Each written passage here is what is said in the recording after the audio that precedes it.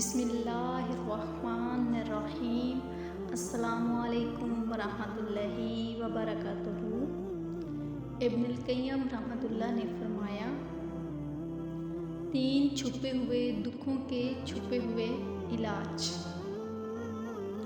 اگر تمہیں کسی ایسی چھپی ہوئی بیماری نے پریشان کر رکھا ہے کہ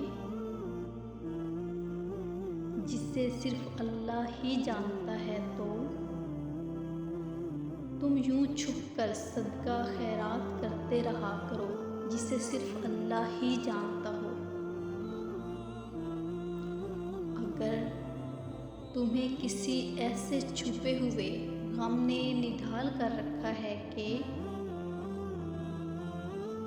جسے صرف اللہ ہی جانتا ہے، تو تم یوں چھپ کر توبہ و استغفار کرتے رہا کرو جسے صرف اللہ ہی سنتا ہو۔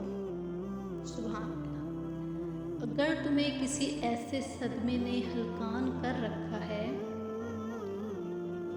کہ جسے صرف اللہ ہی جانتا ہے، تو تم آدھی رات کو اٹھ کر یوں 2 رکعت نماز پڑھا کرو کہ جسے صرف اللہ ہی دیکھتا ہو۔